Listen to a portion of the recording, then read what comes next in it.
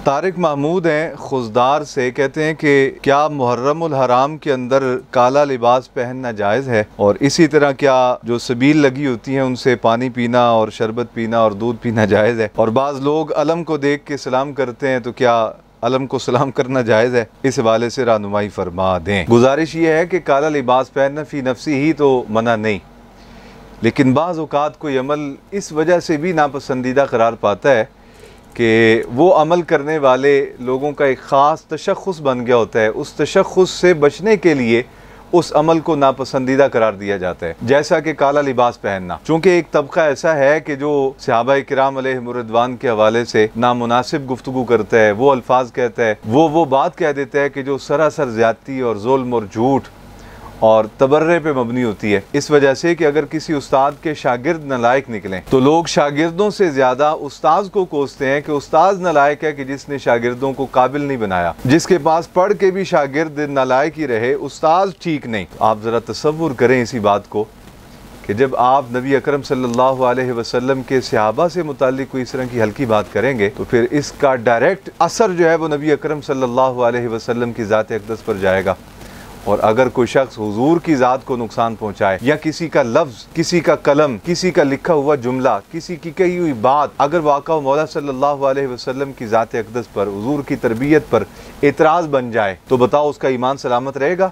हरगिज़ नहीं रहेगा। वो ईमान की नेमत से मारूम हो जाएगा, वो दौलत ईमान से हाथ धो बैठेगा।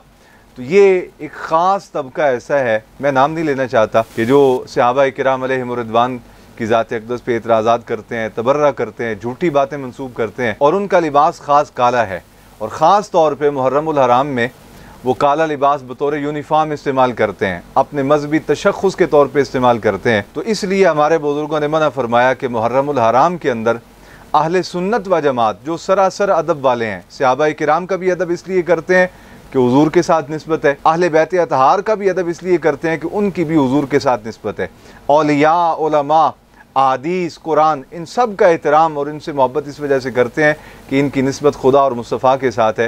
तो फरमाया अहले सुन्नत व जमात जो हैं, जो अदब वाले हैं, जिनके पास अदब की दौलत है, वो अपना लिबास भी ऐसे लोगों की तरह ना पहने कि जिनका ख़ास तशख़्ख़ुस बन चुका हो कि ये जो लिबास पहने हुए लोग हैं ये नबी पाक सल्लल्लाहु अलैहि वसल्लम के सहाबा पे इतराज़ करते हैं, या हुजूर की वो औलाद जिनका ताल्लुक़ बराह रास्त सहाबाए किराम से सुलह के हवाले से है, उन पे एतराज़ करते हैं। तो इस वजह से मना फरमा दिया हमारे आइम्मा दीन ने कि मुहर्रमुल हराम के अंदर अहले सुन्नत काला लिबास ना पहने।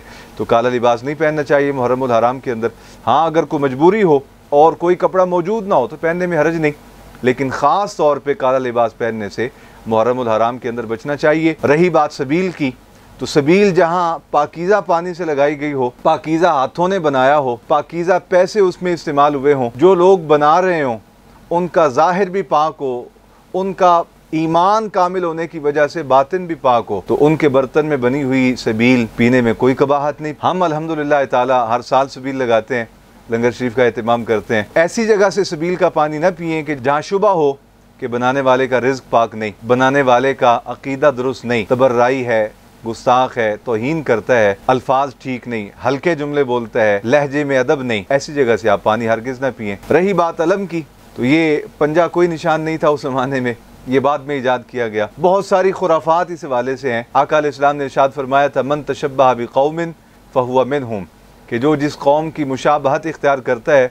क़यामत वाले दिन उसी कौम के साथ उठाया जाएगा। अगर आप चाहते हैं कि क़यामत के दिन आपका शुमार उन लोगों में हो कि जिनका अक़ीदा दुरुस्त नहीं, जो राह रास्त से हटे हुए हैं, हल्के जुमले बोलते हैं, नामुनासिब अल्फाज कहते हैं अहले बैत अतहार के लिए, असहाब रसूल के लिए, तो फिर आप ये सारा कुछ करें।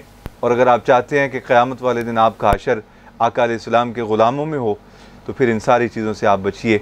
एहतियात एहतियात एहतियात। हमारे बुज़ुर्ग दरवेशों को नसीहत फरमाया करते थे, फरमाया तुम इस राह सलूक के मुसाफिर हो और हमारे पास अल्लाह अल्लाह सीखने आए हो, तो यहाँ सबसे मजबूत चीज़ जो तुमने पकड़नी है वो एहतियात है। एहतियात करो। फरमाया जब तुम एहतियात करोगे तो फिर अपनी बातिनी क़ुव्वत के नज़ारे करना, अल्लाह रब्बुल आलमीन तुम्हें कितनी बातिनी तहारत और सफ़ाइयाँ नसीब फरमा देगा। अल्लाह रब्बुल आलमीन सबसे कीमती दौलत ईमान की दौलत हमें उसकी हिफाजत करने की तौफ़ीक दे। अस्सलामु अलैकुम व रहमतुल्लाहि व बरकातुहू।